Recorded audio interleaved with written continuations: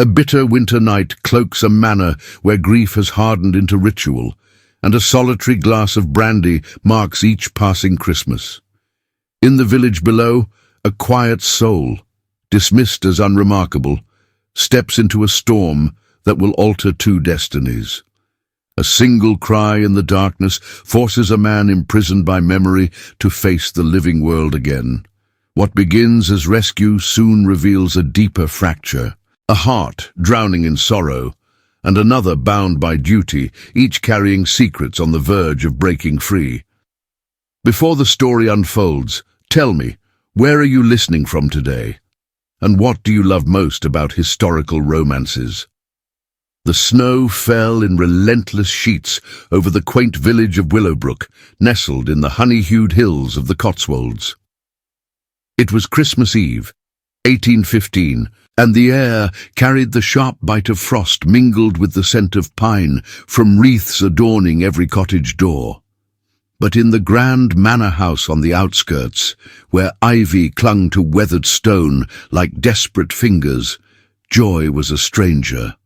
Eleanor Hawthorne stood at the frost-laced window of her family's modest parsonage, her breath fogging the glass. At 28, she was a spinster by society's unkind measure, plainly dressed in a high-necked gown of faded muslin, her dark hair pinned severely beneath a lace cap. Her hands, calloused from years of mending and charitable works, twisted a worn handkerchief.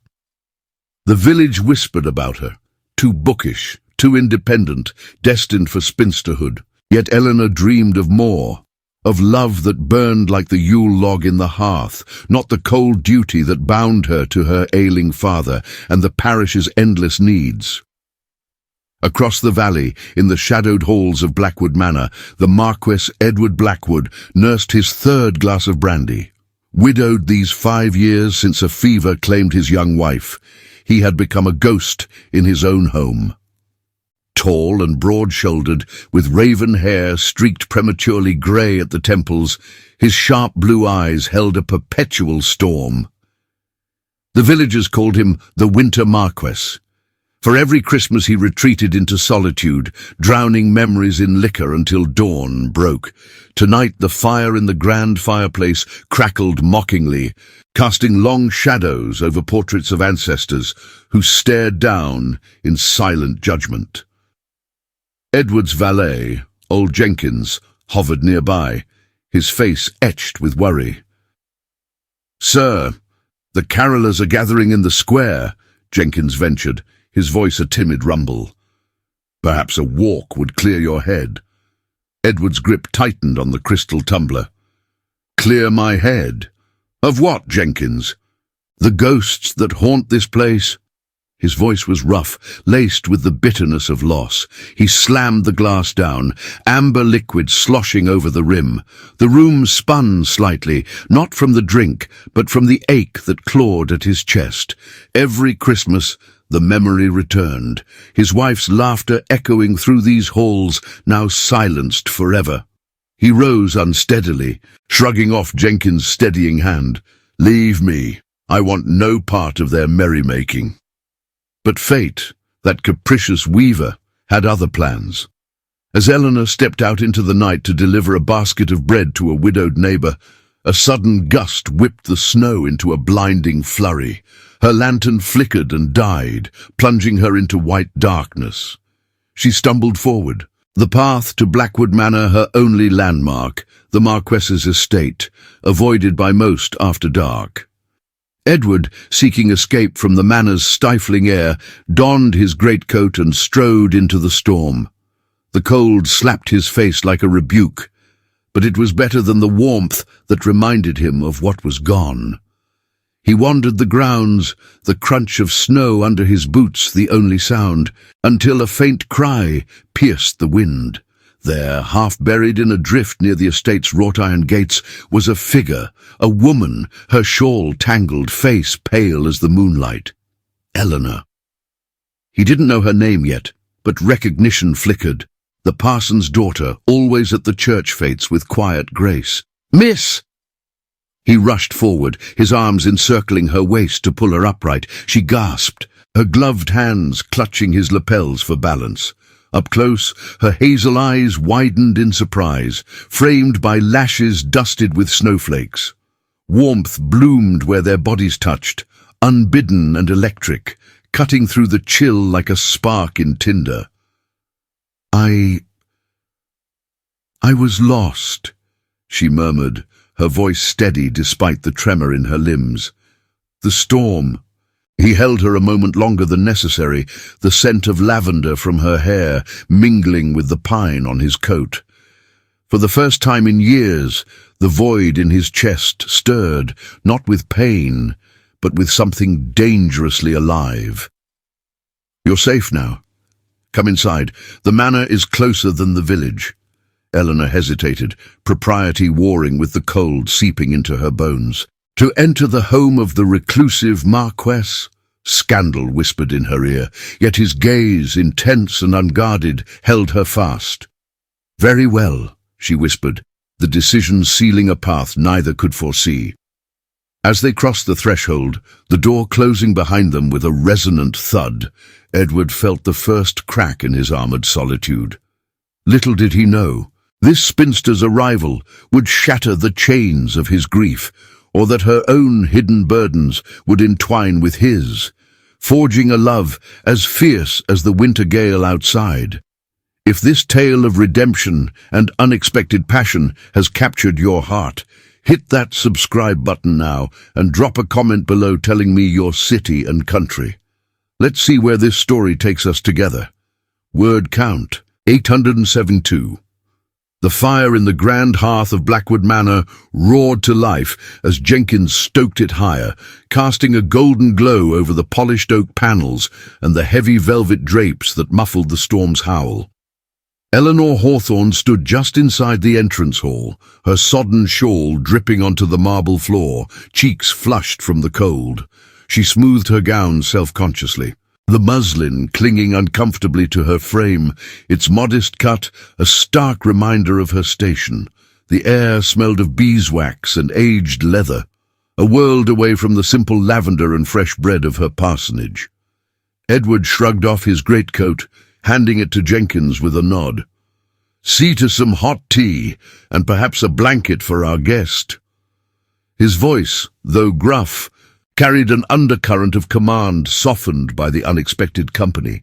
He turned to Eleanor, his blue eyes assessing her without the usual frost of solitude. You are the parson's daughter, are you not? Miss Hawthorne. She nodded, meeting his gaze steadily despite the flutter in her chest. Yes, my lord. Eleanor, I apologize for the intrusion. I meant only to reach Mrs. Ellis's cottage, but the snow... No apologies, he interrupted gently, gesturing toward a nearby salon. The storm has trapped better men than us tonight. Come, warm yourself before you venture back. Eleanor followed him into the room, her boots leaving faint wet prints on the Persian rug. The space was a study in faded grandeur. Crystal decanters glinted on a sideboard. Portraits of stern Blackwoods past lined the walls, their eyes seeming to follow her every step. She perched on the edge of a brocaded settee, hands folded in her lap, acutely aware of the invisible lines of class that separated them. A Marquess and a spinster parson's daughter, society's etiquette demanded distance. Yet here she sat, in his private domain, on Christmas Eve. Jenkins returned swiftly with a tray. Steaming tea in fine china, a plate of ginger biscuits, and a woolen throw embroidered with the Blackwood crest. "Will that be all, sir?" the valet asked, his eyes darting between his master and the unexpected visitor. "For now," Edward replied, dismissing him with a wave. He poured the tea himself, handing her a cup. Their fingers brushed briefly, sending a spark through her that had nothing to do with the warmth of the porcelain. "Tell me, Miss Hawthorne, what brings a lady out in such weather? Charity, I suppose? The village speaks of your kindness often enough." She sipped the tea, the bergamot flavour soothing her nerves. "My father insists on it, my lord. The parish is his flock, and I assist where I can. Mrs. Ellis lost her husband last harvest. She has no one to see to her needs." Eleanor's voice held a quiet pride, but beneath it lay the weight of routine.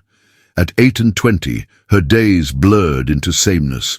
Dawn prayers with her father, Reverend Hawthorne, whose rheumatism confined him to his study. Afternoons mending linens for the poor. Evenings reading by candlelight. Her dreams of romance tucked away like forbidden novels. The villagers respected her, but pity tinged their smiles. The spinster who quoted poetry instead of ensnaring a husband.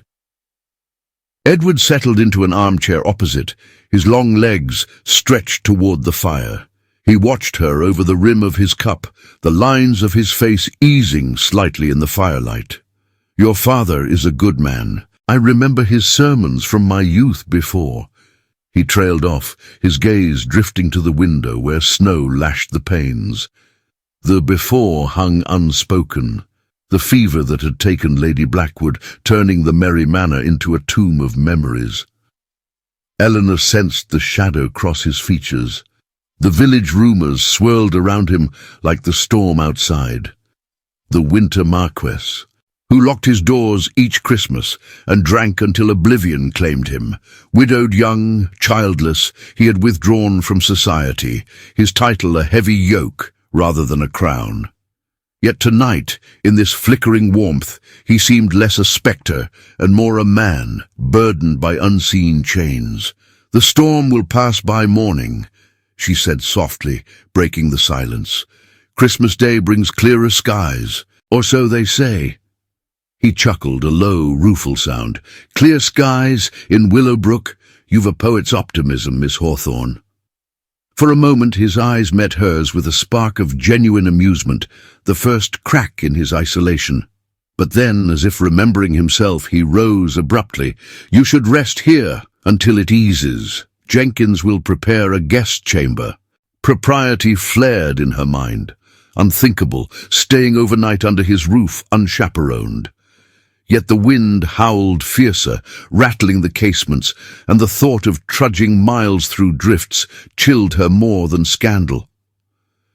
"Just until the snow lightens, my lord. Thank you for your kindness." As she followed Jenkins upstairs, the manor's corridors whispered of history. Tapestries depicting hunts and balls long past.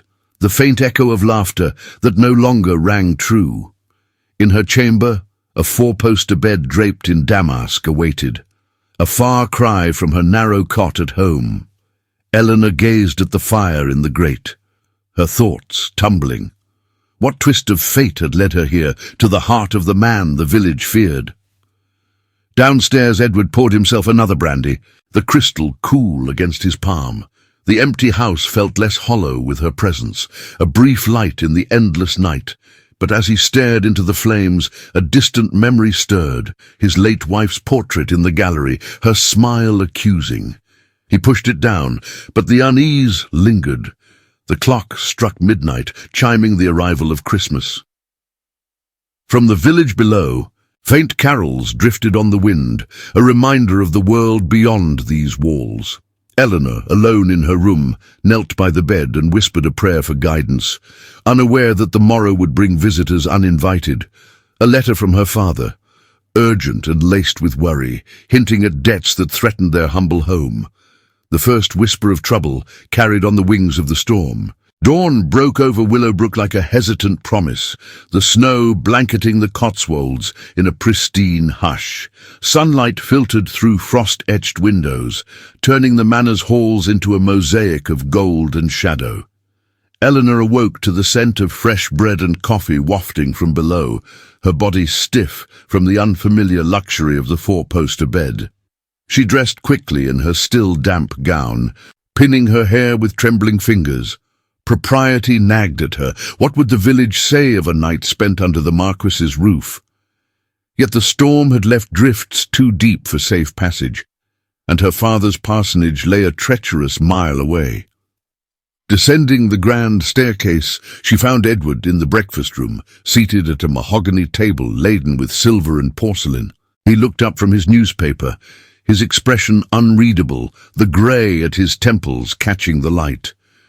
"Good morning, Miss Hawthorne. The roads are impassable still. Jenkins has sent word to the village. Your father knows you're safe." Relief washed over her, mingled with unease. "Thank you, my lord. I must return as soon as possible. Father will worry." She accepted the chair he pulled out, her hands folding in her lap as a maid served porridge and toast. The room felt too intimate, the silence broken only by the tick of a mantel clock. Edward nodded, buttering a slice of bread with deliberate care. "The storm has stranded more than you." Word came from the estate's steward at first light, a letter for you, delivered by rider before the worst hit. He slid an envelope across the table, sealed with plain wax. Eleanor's heart stuttered, her father's handwriting urgent and uneven. She broke the seal, unfolding the single sheet. The words blurred for a moment, then sharpened into dread. "Dearest Eleanor," it began, "the debts press harder than winter's grip. The lender from Chipping Norton demands payment by Yuletide, or we lose the parsonage. Your mother's jewels are gone, sold last spring. I cannot bear to tell the parish. Pray for a miracle." Signed with Reverend Hawthorne's faltering script. Eleanor's face paled, the spoon clattering against her bowl. £500, an impossible sum for a parson's modest tithes. The parsonage, with its sagging roof and herb garden, was all she had known since childhood.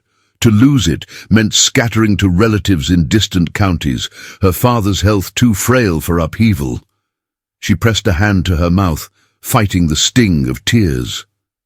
Edward watched, his blue eyes narrowing. "Bad news?" His tone was gentle, but curiosity sharpened it.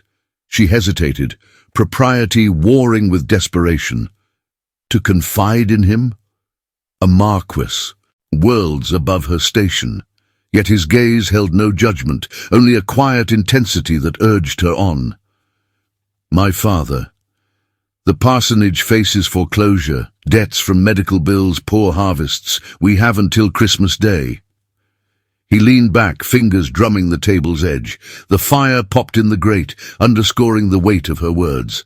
Foreclosure. Cruel timing. A pause stretched, heavy as the snow outside.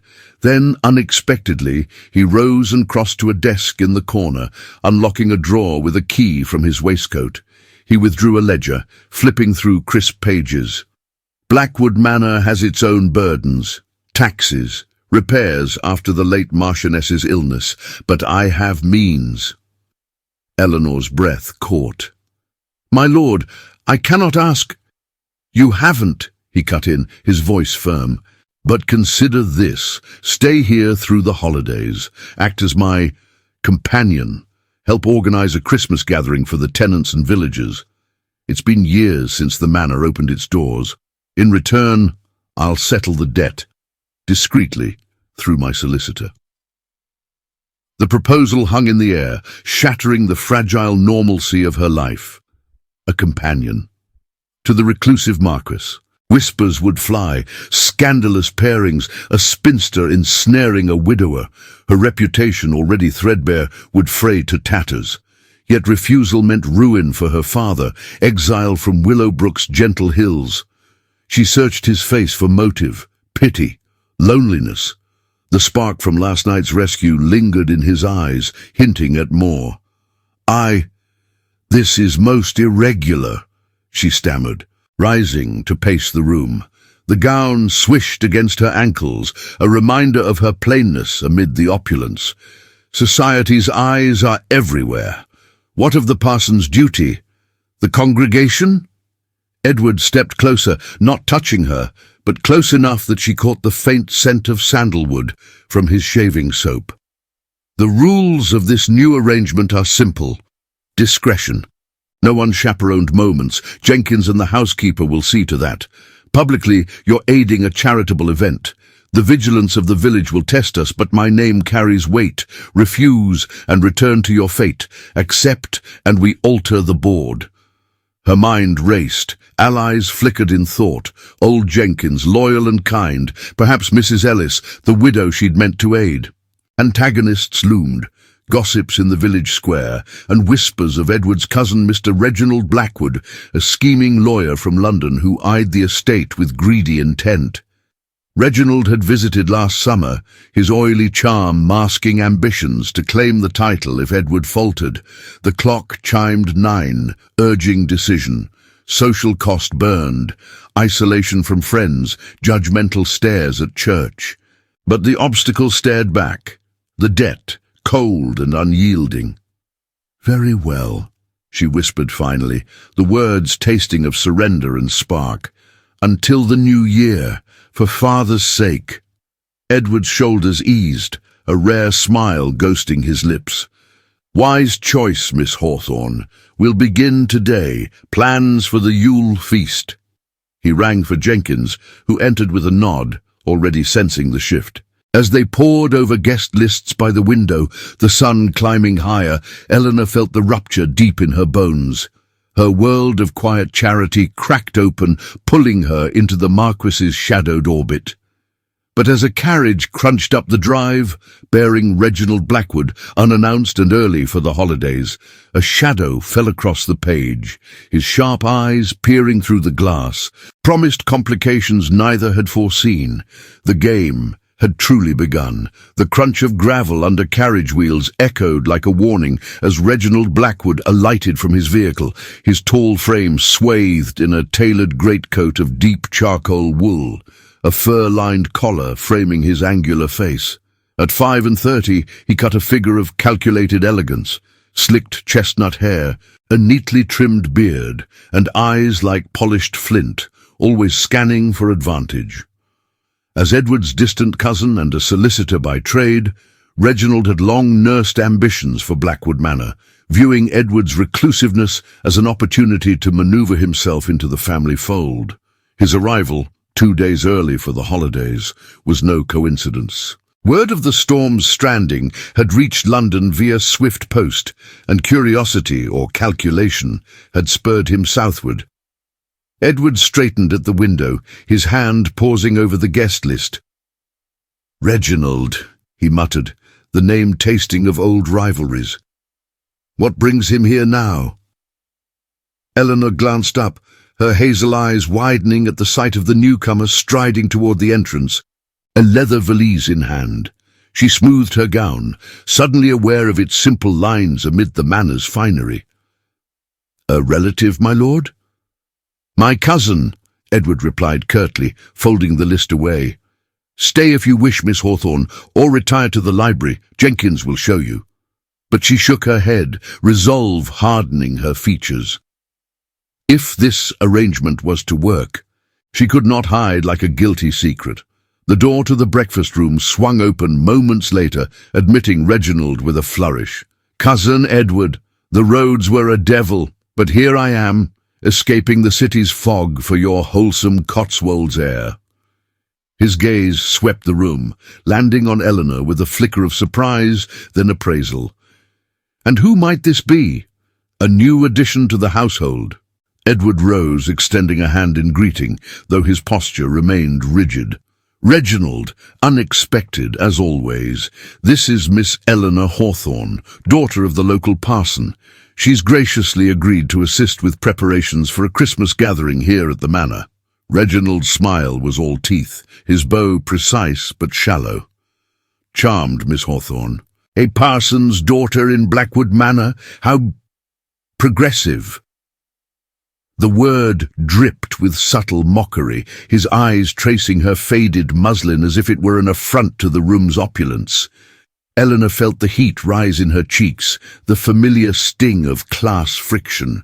In village society, spinsters like her were tolerated at teas and church suppers, but invited into a Marquess's home. Tongues would wag from here to Oxford.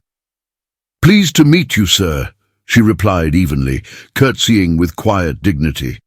Her voice held steady, though her pulse raced. Edward's glance met hers briefly. A micro-gesture of support, his jaw set against Reginald's insinuation. They moved to the drawing room for midday tea, the transition seamless yet charged.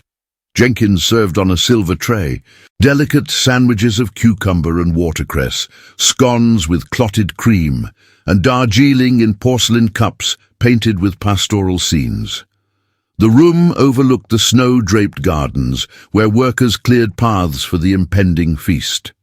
Reginald claimed the wing chair nearest the fire, dominating the conversation with tales of London cases, debts collected, estates salvaged, each anecdote laced with reminders of his expertise.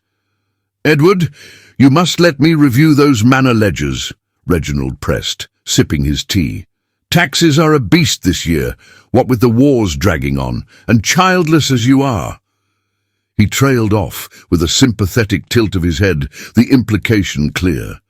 Without heirs, the Blackwood line teetered. Edward's grip tightened on his cup, knuckles whitening. "The ledgers are in order, cousin. My solicitor handles it." A shared silence fell then, heavy with unspoken tensions.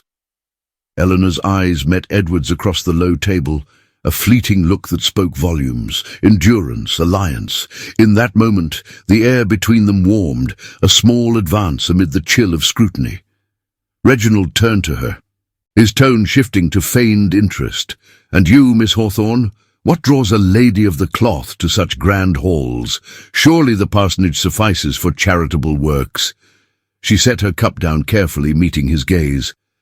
"The parsonage serves, sir, but broader efforts benefit all. The Marquess's tenants deserve a Merry Christmas, storm or no." Her words were measured, but inside, humiliation simmered, his question a subtle probe, testing her place. As tea progressed, Reginald's observations sharpened. He noted the way Edward deferred to her suggestions on the menu: roast goose, plum pudding, mulled wine for the villagers. "Quite the organizer," he remarked lightly, but his eyes lingered, watching from the shadows of civility.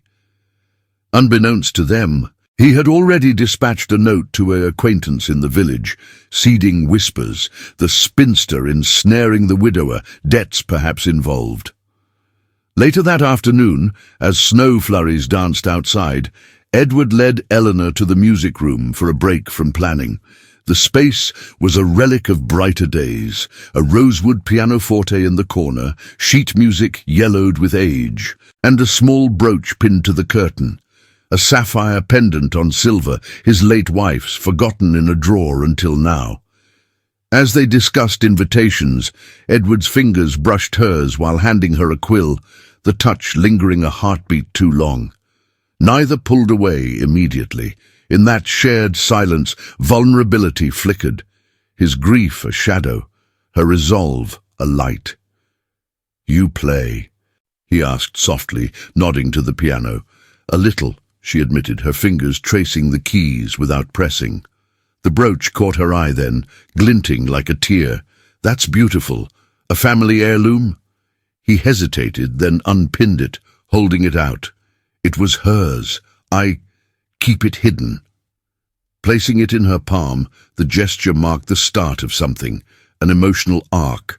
The jewel, a symbol of trust extended, wounds shared. Reginald, passing the half-open door on his way to the library, paused unseen. His lips curled in a private smile, the scene fueling his plans. He slipped away, penning a discreet letter to a London contact, inquiries into the Hawthorns' finances, leveraged to exploit. By evening, as they gathered for supper, simple fare of soup and game pie, the first social ripples arrived. A village boy delivered a note from the postmistress, her script hurried. "Gossip stirs in the square, my lord. Miss Hawthorn's overnight stay draws eyes. A word in church tomorrow might steady tongues." Edward read it aloud, his voice low, then crumpled it. "Ignore it. We'll face them together at the tenant tea this week." Eleanor nodded, but doubt gnawed. The brooch weighed heavy in her pocket, a promise amid peril. As Reginald watched from across the table, toasting to family unity, his toast rang hollow. The village's judgment loomed, a visible consequence in murmured asides and sidelong glances at Sunday service. But deeper still, Reginald's shadow lengthened. His next move, a whispered alliance with local gossips, setting the stage for greater trials. The fragile bridge between Eleanor and Edward trembled, yet held, for now.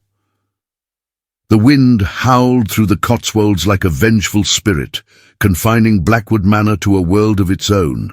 2 days had passed since Reginald's arrival, and the storm's fury showed no mercy, blanketing the roads in drifts too treacherous for travel.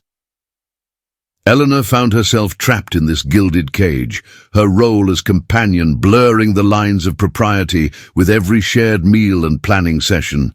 The manor, once a mausoleum of silence, now hummed with reluctant life, Jenkins directing servants to dust long unused chambers, the housekeeper overseeing garlands of holly and ivy for the impending Yule feast.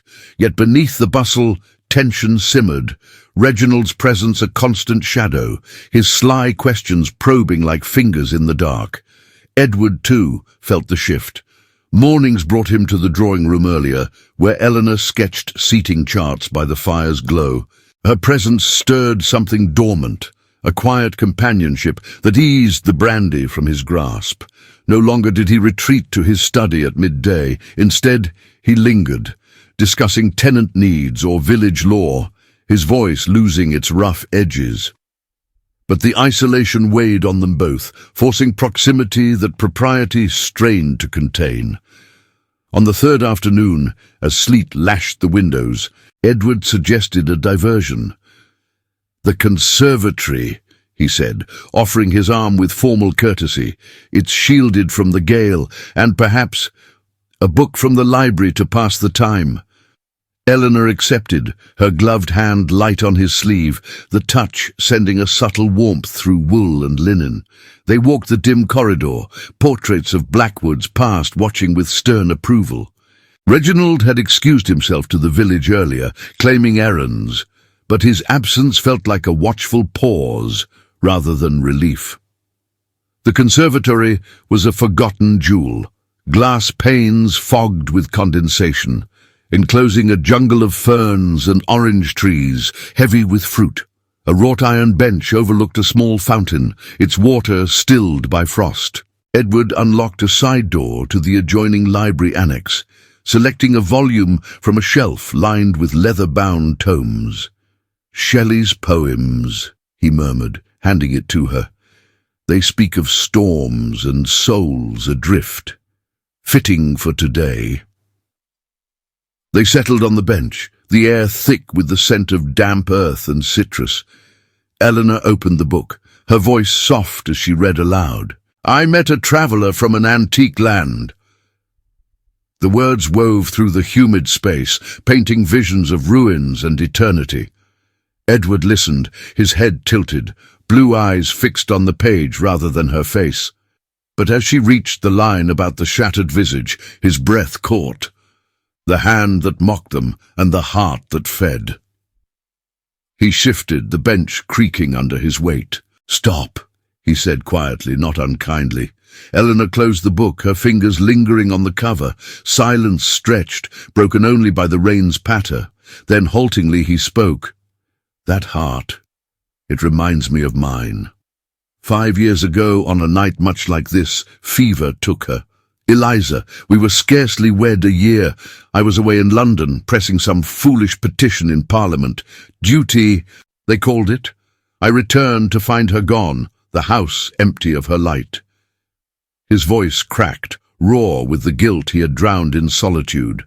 The winter Marquess, stripped bare, not a title but a man haunted by what-ifs. Eleanor turned to him, her hazel eyes meeting his without flinching. The anchor of the moment was the brooch in her pocket, cool against her thigh, the sapphire heirloom he had entrusted to her days before. She drew it out, holding it between them like a talisman. "You carry this weight alone no longer, my lord. Grief is a storm we all weather, but sharing it lightens the load." Her own past surfaced then, unbidden. "My mother died when I was a girl, birthing a sibling who never drew breath.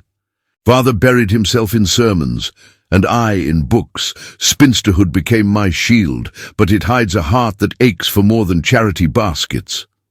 Edward's hand covered hers, the brooch pressing into their palms, a gesture of trust, intimate yet chaste. No promises spoken, but the air between them warmed, the emotional tide rising like the fountain's hidden spring. For the first time, his touch lingered not from accident, but intention, a silent vow to stand against the isolation that bound them both. She felt humanized in his gaze, no longer the plain parson's daughter, but a woman of quiet strength. He too softened, his broad shoulders less rigid, the storm in his eyes yielding to a tentative calm. They sat thus until twilight crept in, the conservatory a cocoon of shared vulnerability. As they rose, Edward pinned the brooch to her shawl himself, his fingers brushing her collarbone with feather-light care. "Keep it safe," he whispered, "as I will keep your confidence." But the idol shattered with a distant thud, the manor's heavy knocker. Jenkins appeared at the threshold, his face drawn. "A message from Mr. Reginald, sir. Delivered by hand from the village." Edward took the sealed note, breaking it open as Eleanor watched, her heart sinking. Reginald's script was precise. "Cousin, inquiries reveal troubling debts tied to the Hawthorne parsonage. Foreclosure looms unless addressed swiftly. I offer my services as solicitor. Discreetly, of course. Return post-haste." No signature, but the implication clear. Espionage, a probe into her family's ruin, wielded like a blade. Edward crumpled the paper, flames leaping in his eyes. He moves already. The warmth ebbed, replaced by a chill deeper than the storm. Eleanor clutched the brooch, the gesture's promise now shadowed by threat. Reginald's sign was unmistakable, his ambitions stirring, ready to exploit their fragile bond. As night fell, the conservatory's glass reflected their faces. Closer, yet perilously exposed, the emotional high crashed, leaving whispers of doubt in its wake. The morning after the conservatory's fragile peace dawned grey and unforgiving, the sleet giving way to a brittle frost that locked the world in crystalline silence. Blackwood Manor stirred with the rhythm of preparation, the Yule feast mere days away, servants hauling evergreen boughs through the service door, their breaths puffing like ghosts in the chill air. Eleanor descended to the breakfast room, the sapphire brooch pinned discreetly to her bodice, a secret talisman against the uncertainties swirling since Reginald's note. Her gown, borrowed from the housekeeper's stores, was a simple wool of muted green, its high waist and puffed sleeves befitting a lady's companion, though it whispered of her elevated and precarious role. Edward awaited her at the table, maps of the estate spread before him, marking paths for the villagers' arrival. His face, shadowed by stubble, held a resolve sharpened by the night's revelations. "Reginald's meddling ends today," he said without preamble, folding the maps with crisp efficiency. "We'll confront him at luncheon. No more shadows." She nodded, pouring tea from the silver pot, the steam curling like unspoken fears. Their eyes met over the rim of her cup, a shared glance heavy with the conservatory's intimacy, yet laced now with caution. Reginald's probe into her family's debts had cracked the trust budding between them, turning vulnerability into vulnerability exploited. "He seeks leverage," Eleanor murmured, stirring honey into her cup. "But why? The manor is yours by right." Edward's jaw tightened. "Ambition, Miss Hawthorne. Without heirs, the title passes to the next Blackwood. He fancies himself that man." The words hung, a reminder of his childless widowhood, the ache Eliza's memory still stirred.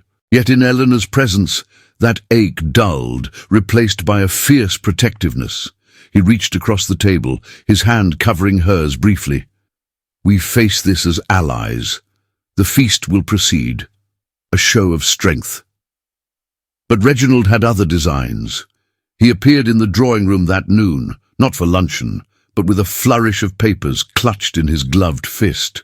The room, adorned with fresh holly, felt suddenly claustrophobic, the fire's crackle mocking the tension. "Cousin Miss Hawthorne," he greeted, his voice smooth as oiled leather. He bowed to her with exaggerated courtesy, eyes gleaming.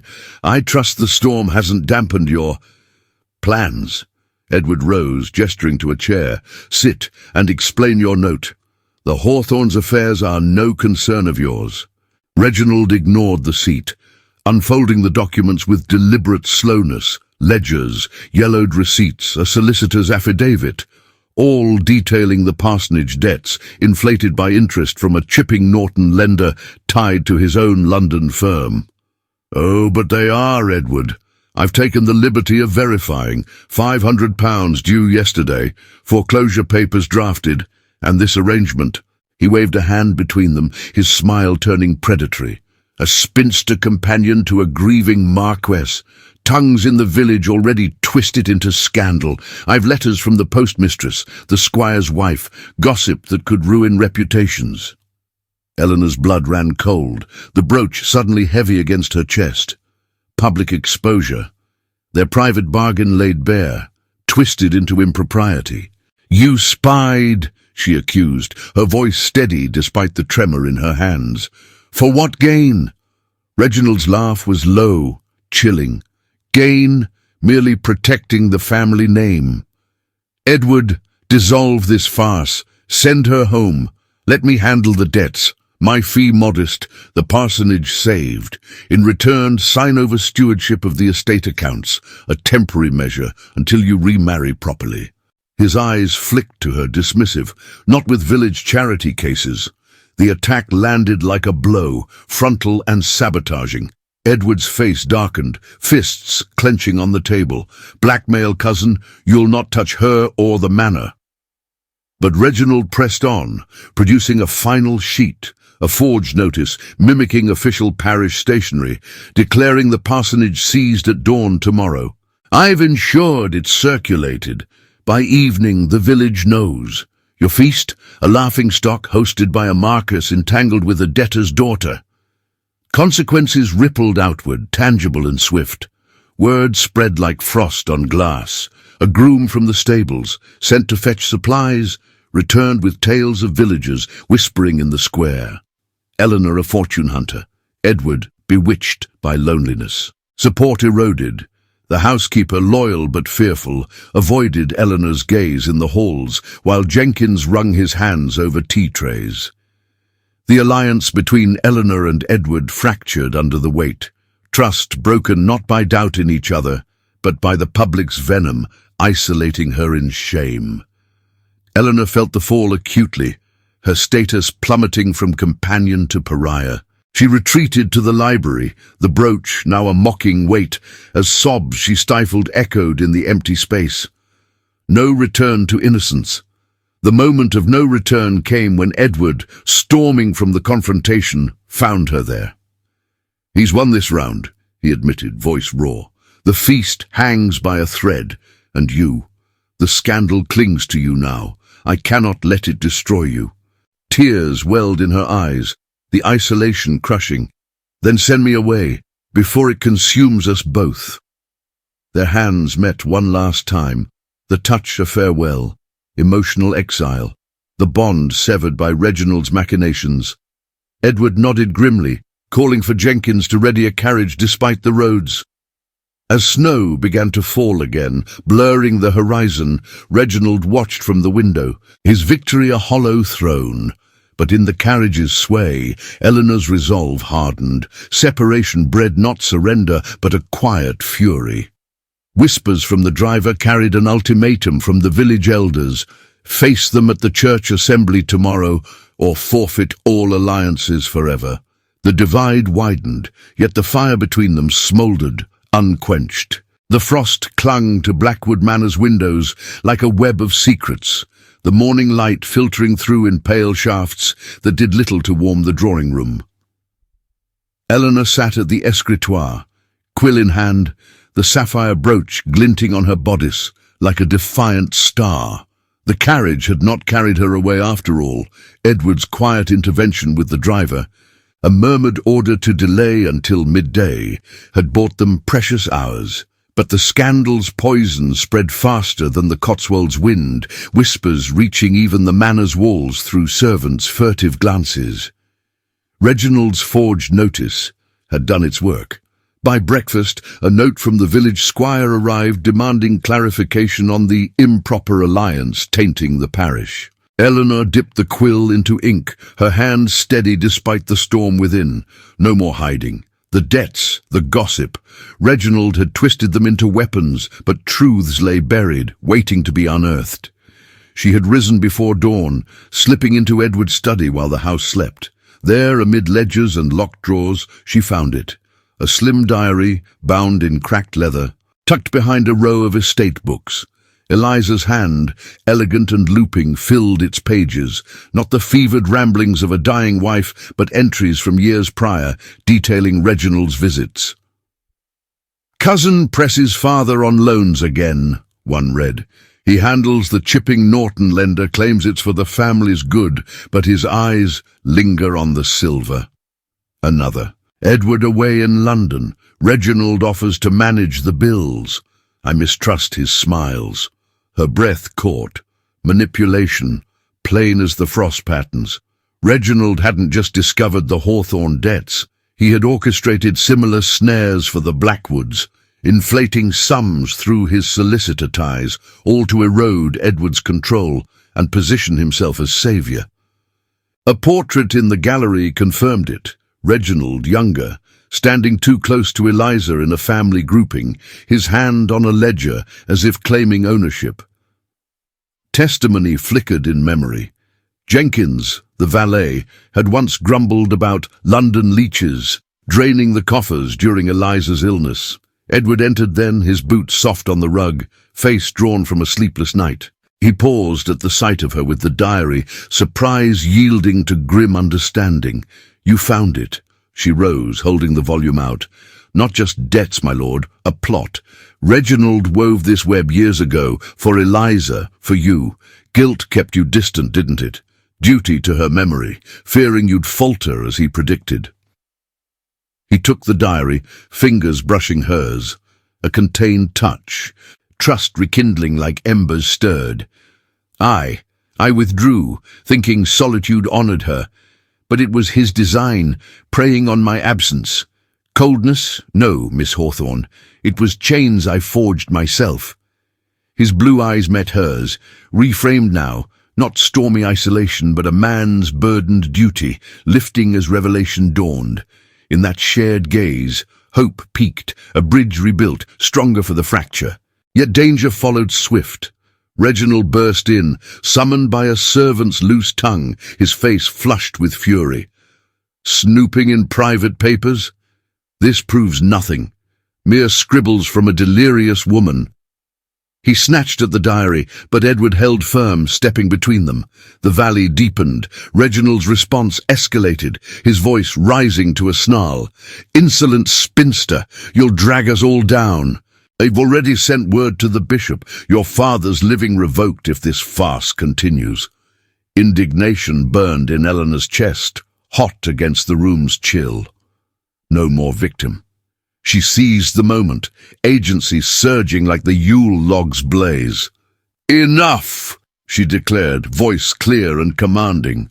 Crossing to the bell-pull, she rang for Jenkins and the housekeeper, then penned a swift letter on manor stationery, bold strokes detailing the diary's truths, the forged notice, Reginald's schemes. "To the squire, the postmistress, every household of note," she announced, sealing it with blackwood wax. "Will not cower. The feast proceeds, and with it clarity." Edward nodded, pride softening his features. "Send riders. Let the village judge the proofs." Their hands clasped briefly behind the escritoire, trust deepening, a quiet reapproximation that warmed the air, passion held in check by resolve. Reginald's face twisted, the public's eye turning against him now. "Fools!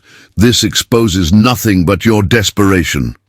He stormed out, But not before Eleanor glimpsed his pallor, the greater threat looming as he muttered of London allies, ready to counter with fabricated affidavits. Whispers in the halls shifted. Servants overhearing murmured approval, the housekeeper pressing Eleanor's hand in silent solidarity. Social perception tilted, from pariah to avenger, the spinster unveiling the viper in their midst. By noon, the letter circulated, altering the board. Villagers gathered in the square, reading aloud the revelations. Reginald's manipulations laid bare, his ambition a poison tested on the Hawthorns and Blackwoods alike. Hope swelled as Edward and Eleanor emerged together for a brief walk in the cleared gardens, their steps side by side, a public signal of unity. Yet Reginald's retaliation crested. A courier arrived with his missive to the Assembly, demanding Eleanor's immediate dismissal and threatening a state seizure through irregular conduct. The peak of outrage built against the cousin who preyed on grief, twisted debts into daggers, all for a title stained by betrayal. Eleanor felt it in the villagers' nods, their fury mirroring hers. Edward's arm brushed hers as they turned back to the manor, the contact a vow unspoken. As dusk fell, a summons came from the church elders, an assembly at evensong tomorrow, the Yule feast's fate, and Reginald's unmasking, hanging in the balance. The fire between them burned brighter, but the shadow of confrontation loomed larger still. The church bells of Willowbrook tolled solemnly as dusk settled over the snow-dusted village square, calling the faithful to evensong on the eve of Christmas. Torches flickered along the stone path, casting wavering shadows on the frost-kissed walls of St. Mary's, the ancient spire piercing the indigo sky like a sentinel.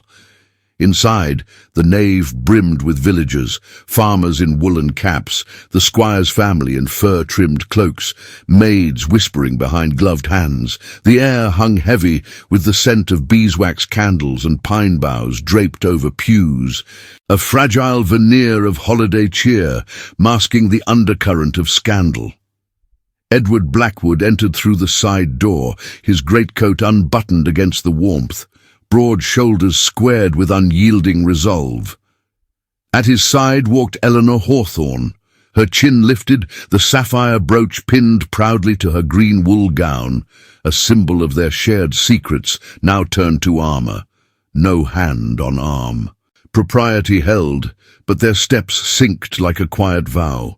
Whispers rippled through the crowd as they took seats near the front, the Marquess and the Spinster, debts and deceit. Eyes followed, judgment thick as the incense wafting from the altar.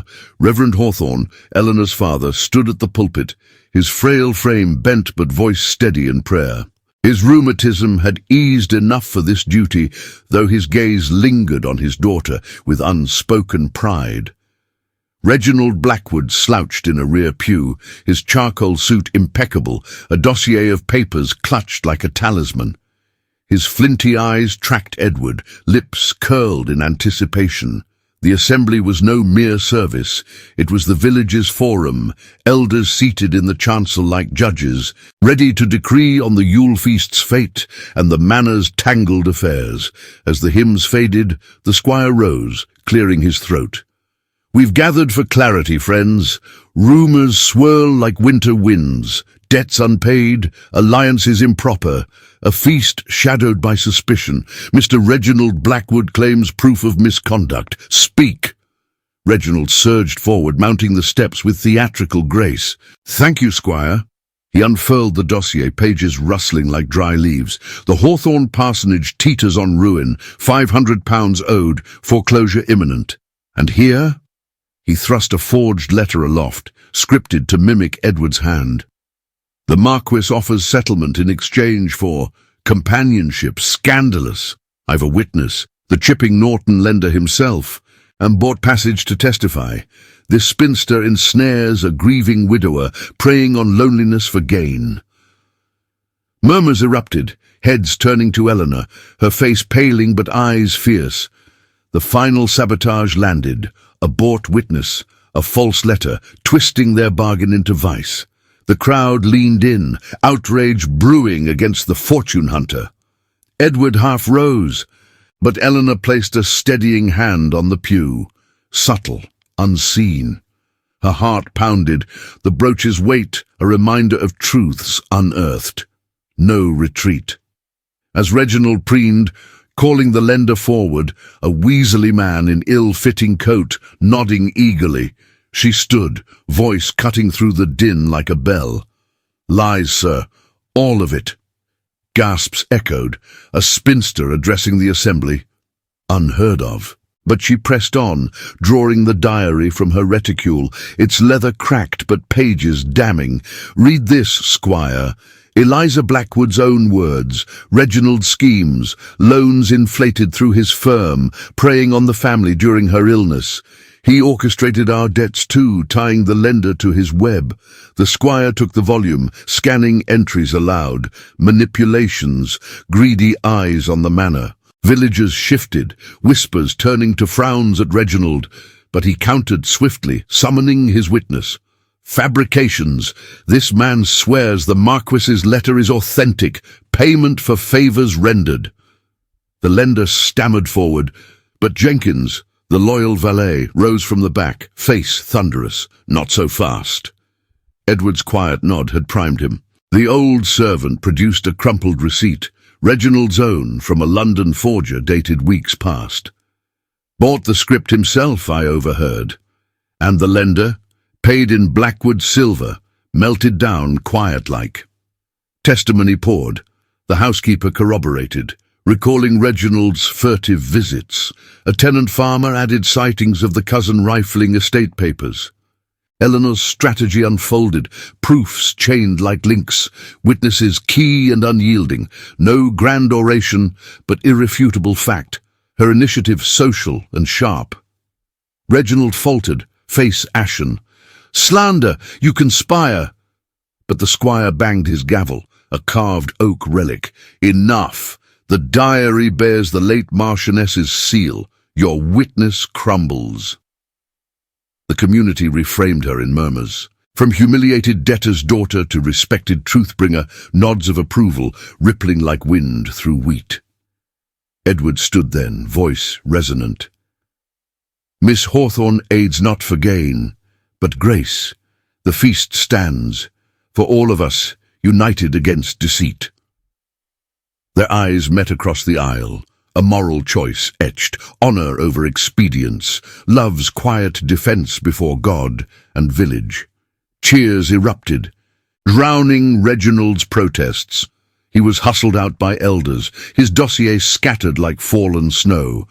Public humiliation, ambitions shattered in the candlelight. The peak of euphoria crested. Villagers surged forward, clasping hands, toasting with mulled wine from hidden flasks. Eleanor, tears brimming, felt the weight lift. Edward's rare smile broke full, pride in his gaze like dawn after storm. The Yule feast was proclaimed, doors open wide. If this triumph has warmed your heart, hit that subscribe button now to catch every thrilling tale from the channel. Silence fell as the assembly dispersed, the nave emptying into the crisp night. Edward and Eleanor lingered by the altar, the brooch catching the last candle's glow. No words at first, just his hand enveloping hers in shadow, a tacit commitment sealing the chaos. Outside, stars pierced the clearing sky, promising a Christmas reborn.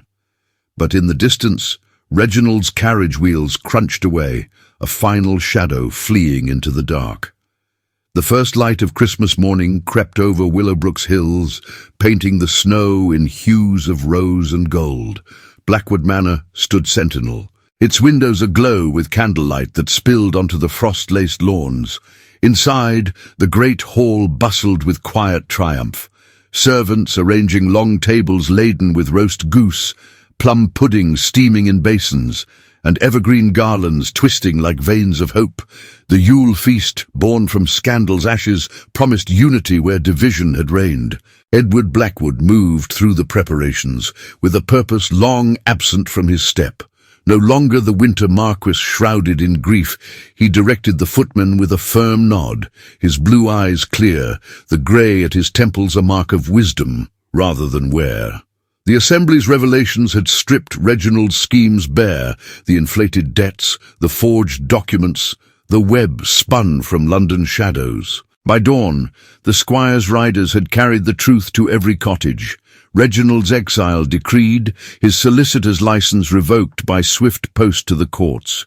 No trial for the Marquess or Eleanor, only justice's quiet blade severing the cousins' ties. Reginald fled that night, his carriage vanishing into the Cotswolds' mist, stripped of Blackwood name and fortune. Whispers in the village painted him a pariah. His prestige crumbled like frost under sun, condemned to obscurity in some distant county. Eleanor Hawthorne stood at the hall's heart, her green wool gown brushed free of yesterday's dust, the sapphire brooch now a badge of resilience pinned at her throat. No longer the spinster whispered about in pity, she organized the children's corner with Mrs. Ellis, the widow she'd once aided. Baskets of gingerbread and wooden toys passed from her hands, her voice warm as she laughed at a toddler's sticky fingers. Transformation etched her features. The severe pin of her dark hair softened with a ribbon, her hazel eyes bright with compassion that had always simmered now leading openly. The parsonage debts, cleared by Edward's discreet solicitor before the church bells rang. No strings, only a ledger balanced in ink and honour. Reverend Hawthorne shuffled in, leaning on his cane, his rheumatism eased by the morning's miracle. "Daughter," he murmured, clasping her hand, "you've woven grace from thorns." His living secured, the parish's respect deepened. Neutrals like the postmistress now sent apologetic notes, repositioned as allies in the tale's retelling. Jenkins, the valet, beamed from the sideboard, rewarded with a cottage on the estate grounds, his loyalty etched in silver buttons, polished bright. Even the weaselly lender, exposed as Reginald's pawn, slunk back to Chipping Norton, his claims voided, a cautionary shadow to others. As villagers streamed through the manor's doors, farmers stamping snow from boots, the squire's wife in ermine-trimmed pelisse, the air filled with mulled wine spice and carols swell. Eleanor and Edward greeted them side by side, no formal barrier, their alliance sealed by free choice. Equals in spirit if not station, her quiet strength matching his renewed command. No grand declaration, but in the hall's warmth, he drew her aside to the alcove where the pianoforte waited, its keys dusted for the first time in years. "Miss Hawthorne." "No, Eleanor," he said, voice low amid the chatter. His hand slipped into his waistcoat, producing a simple gold band, unadorned, forged fresh from the manor's smithy. No heirloom tainted by Eliza's ghost, but a new vow, born of this winter's forge. "Will you have this? Not for debts or duty, but for the life we build, together as partners in all that follows." Her breath caught, fingers tracing the ring's cool curve. The hall's noise faded, the world narrowing to his gaze, steady and alive. "Edward," she whispered, the name a bridge crossed. "Yes, with all my heart." He slid the band onto her finger, their hands lingering, palms pressed in silent promise. No kiss yet, propriety's last veil, but the air hummed with it, a horizon unfolding. The feast unfolded in waves of joy, tenants toasting the Marquess's return, children dancing to fiddle tunes, laughter echoing off oak beams. Edward spoke briefly to the gathering, his voice resonant. "This manor opens not from pity, but purpose. Come spring, we'll fund a village school, books for all, lessons in letters and light." Eleanor added her touch, pledging a lending library from the parsonage's cast-offs, her compassion now a legacy shared. The hall, once a tomb, renewed as community heart, spaces alive with voices, not shadows. As twilight deepened, the crowd thinned, families bundling into sleighs under starlit skies. Edward and Eleanor stepped onto the terrace, the ring glinting as she linked her arm with his. Below, Willowbrook twinkled, lanterns marking paths home. He turned to her, cupping her face gently, thumb brushing her cheek. Their lips met then, a kiss born of love, soft and fierce, sealing redemption's arc. The future stretched before them, marriage in spring, perhaps children to fill the halls, a life woven from grief's remnants into triumph. Yet as they lingered, a soft rap echoed from the manor's side door. Jenkins appeared, bearing a letter sealed with unfamiliar wax, from a distant Blackwood kin, hinting at alliances renewed, or perhaps new horizons beyond the Cotswolds. Edward smiled, tucking it away. "Tomorrow's tale," he murmured. For now, the night was theirs, love's quiet victory, enduring as the hills. 5 years had woven their gentle tapestry over Willowbrook, transforming the Cotswolds' honeyed hills into a landscape of quiet abundance. It was Christmas Eve once more, in the year 1820, and Blackwood Manor glowed like a beacon against the twilight snow. No longer a shadowed retreat, its windows spilled warm light onto paths lined with lanterns, welcoming villagers to the annual Yule gathering, a tradition reborn from that fateful storm, now a cornerstone of the community's heart. Edward Blackwood stood by the grand hearth in the drawing-room, his broad frame filling the space with an easy authority that time had polished. The premature grey at his temples had deepened to silver, lending him the look of a seasoned patriarch rather than a haunted widower. At 33, he carried no trace of the winter Marquess. The brandy decanters gathered dust in a distant cabinet, replaced by crystal goblets of mulled wine shared with tenants and friends. His blue eyes, once stormy with grief, now sparkled with a contentment hard-won, watching the room with pride. Eleanor Blackwood, Marchioness by choice and love, moved gracefully among the guests, her dark hair swept into soft curls beneath a lace-trimmed cap, her gown of deep emerald silk whispering against the polished floors. No longer the spinster in faded muslin, she embodied quiet elegance at 38, her hazel eyes alight with the same compassion that had drawn Edward from his isolation. The sapphire brooch, once a symbol of tentative trust, now rested in a velvet case upstairs, its place taken by the simple gold band on her finger, joined by a wedding ring forged in the spring of 1816 after a modest ceremony in St. Mary's under blooming hawthorn trees. Their union had blossomed swiftly in the aftermath of Revelation. No scandal lingered. The village had embraced their story as a tale of redemption, the Assembly's truths etching Eleanor into local law as the woman who unmasked deceit. Marriage followed as naturally as the seasons, sealing their bond in a private vow before God and kin. 2 children blessed their home. Young Eliza, named for Edward's first wife, but carrying Eleanor's spirit, 4 years old, with her father's blue eyes and a laugh that echoed through the halls like forgotten music, and little Thomas, a sturdy 2-year-old, toddling after his sister with chubby fists clutching wooden horses carved by Jenkins, now the estate's trusted steward. The love that ignited in that blizzard had endured, deepening like roots in fertile soil. Edward often confessed in quiet moments how Eleanor's arrival had shattered his chains, not with force, but with steady light, turning grief's hollow into a hearth for new joys. She, in turn, found in him a partner who valued her mind and heart above station. Her dreams of romance realized in shared walks through the manor's gardens, now blooming with roses she had planted. Their intimacy remained chaste in public, but in the privacy of their chambers it was a tender flame, gestures of hands entwined, foreheads touching in the firelight, whispers of futures built together. The village had changed too, mirroring their own renewal. The school, Edward pledged that Christmas morn, thrived in a stone building funded by manor rents, its walls lined with books from Eleanor's lending library. Children from tenant farms and the parsonage alike gathered there daily, learning letters and numbers under a young teacher from Oxford. Eleanor's initiative, her charitable works expanded into lessons that bridged class divides. Reverend Hawthorne, her father, had passed gently 2 years prior, his rheumatism yielding to age in the parsonage they saved. His successor, a kindly widower, often preached on themes of grace and justice, crediting the Blackwoods for the parish's stability.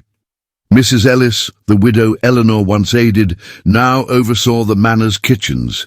Her family housed in a cottage gifted by Edward, rewards for loyalty that rippled through the community. Yet not all paid lightly for choices made. Reginald Blackwood's shadow had faded into infamy, a high price exacted by his own ambition. Exiled from Willowbrook, he slunk to a dingy London practice, his license revoked amid scandals unearthed by Edward's solicitors. Forged documents, embezzled fees from vulnerable estates. Disgraced and childless, he wed a merchant's plain daughter for her dowry, only to squander it in desperate schemes. Whispers reached the Cotswolds of his decline, debtors hounding his door, a fever claiming him in 1819, buried in an unmarked grave far from family plots. No remorse softened his end. Villagers spoke of him as a cautionary ghost, his greed a lesson etched in the manor's ledgers, now balanced under Edward's vigilant eye. As carolers filled the hall, voices rising in God Rest Ye Merry Gentlemen, Edward drew Eleanor close, his arm encircling her waist in the alcove's shelter. Their children played nearby, Eliza reciting a poem from the schoolroom, Thomas clapping with delight. 5 years, he murmured, his breath warm against her ear. And every Christmas I thank the storm that brought you here. She turned in his embrace, fingers tracing the lines of his face, marks of laughter now, not sorrow. And I, the man who carried me through it. Their lips met softly, a kiss laden with nostalgia's sweet ache, the room's joy wrapping them like a blanket. Outside, snow fell once more, but it blanketed not isolation, but promise. A family whole, a legacy enduring.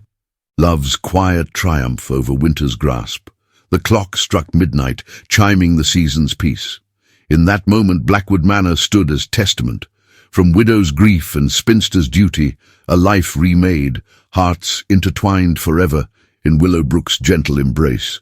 As the final notes of the carolers faded into the snowy night, Edward and Eleanor lingered on the terrace of Blackwood Manor, the lantern's glow casting a soft halo around them.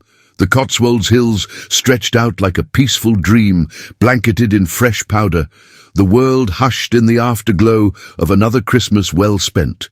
5 years had not dimmed the spark between them. If anything, time had forged it into something unbreakable, a quiet fire that warmed the coldest evenings. Eliza and Thomas, bundled against the chill, chased snowflakes in the garden below, their laughter a melody that healed old wounds. Edward turned to her, his hand finding hers, the gold band cool and familiar. Every year, it feels like that first storm brought us here anew, he said, his voice low and rich with emotion. Eleanor squeezed his fingers, her hazel eyes reflecting the stars. And every year, I'm grateful for the spinster who wandered into my shadows. You've given me not just a life, but a legacy, one of love that defies loss.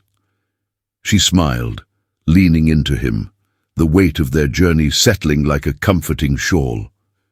From that fateful night in 1815, when grief had cloaked him and duty had defined her, they had built something profound. Lessons etched in every trial. That vulnerability is not weakness, but the key to true connection. That standing against deceit demands courage, yet yields the sweetest justice. That love, once kindled, outlasts the fiercest winter.